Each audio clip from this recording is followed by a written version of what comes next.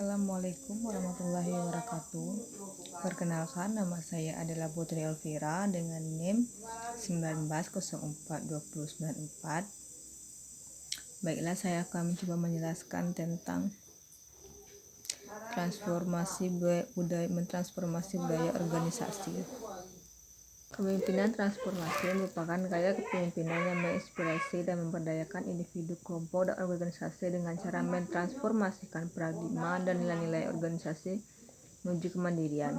Untuk mentransformasi paradigma dan nilai-nilai tersebut, diperlukan pemimpin yang teladan dan mampu membangun optimisme dan percaya diri para pengikutnya.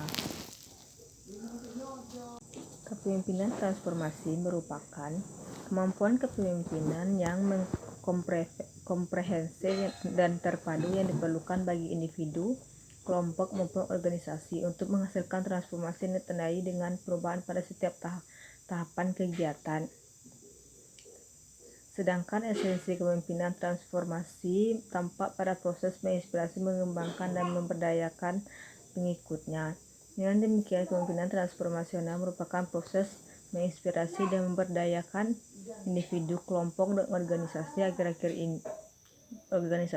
Kepemimpinan transformasi dikembangkan untuk menghadapi perubahan pada masa yang akan datang dengan cara mentransformasi paradigma dan nilai-nilai individu dalam organisasi untuk mendukung tercapainya tujuan dan visi misi organisasi. Paradigma. Istilah kepemimpinan transformasi semula dimunculkan oleh Downton pada tahun 1973 dan dikembangkan oleh seorang sosiolog di bidang politik, Max Gregor Borch, pada tahun 1978. Dalam penelitian, Borch menghubungkan antara para kepemimpinan dengan peran kepengikutan. Borch menyatakan bahwa tugas pemimpin adalah mendorong semangat pengikutnya untuk mencapai tujuan bersama. Bernard dan Ronald 2006 menyatakan bahwa kepemimpinan transformasi diperlukan, mungkin karena kepemimpinan transformasi menekankan pada motivasi intrinsik dan juga menekankan pengembangan para pengikut. Pernyataan ini terdapat kata mungkin yang dapat menguatkan bahwa memberikan motivasi kepada para pengikutnya merupakan salah satu ciri kepemimpinan transformasional. Aspek kepemimpinan transformasional yang pertama itu kepemimpinan transformasional muncul pada waktu orang-orang dalam organisasi pemimpin dan pengikutnya menginginkan untuk meningkatkan motivasi dan moralitas yang tinggi. Kondisi ini dapat muncul pada organisasi bisnis organisasi sedang menghadapi pesaing atau banyaknya ketidakpuasan pelanggan. Dalam organisasi pemerintah dapat muncul pada saat kritik dari masyarakat meningkat. Yang kedua, kepemimpinan transformasi berusaha untuk memotivasi dan menginspirasi orang-orang sekitarnya dengan cara menjelaskan bahwa pekerjaan mereka penting dan penuh tantangan.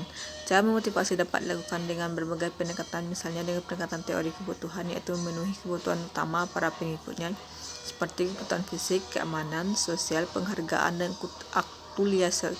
aktualisasi diri, atau dengan cara menciptakan keadilan yang dituangkan dalam sistem permanen dan memberikan kesempatan untuk memberikan kontribusinya dalam memajukan organisasi. Yang ketiga yaitu kepemimpinan transformasi mampu mengurangi ketergantungan para pengikut terhadap pemimpinnya dengan cara mendelegasikan kewenangan, mengembangkan kemampuan dan percaya diri para pengikutnya, mendorong untuk mengatur sendiri kerja tim, melengkapi akses langsung untuk memperoleh informasi, menghilangkan fungsi kontrol yang tidak perlu, dan menciptakan budaya kerja yang kuat untuk pemberdayaan. Tentunya untuk mengurangi ketergantungan perlu diperhatikan pula kematangan dari para pengikut. Yang keempat yaitu kepemimpinan transformasi mengembangkan pemikiran visioner seperti dalam pengembangan organisasi dan dalam mengatasi permasalahan yang tidak dapat diselesaikan secara terstruktur seperti dalam keadaan krisis. Dalam keadaan krisis diperlukan pemikiran. Oleh karena itu pada umumnya sistem yang diciptakan dirancang untuk mengatur hal-hal yang rutin. Yang kelima, kepemimpinan transformasi lebih mengembangkan cara kerja kolaboratif ketimbang cara kerja hierarkis dengan melalui pembelajaran individual maupun pelajaran organisasi.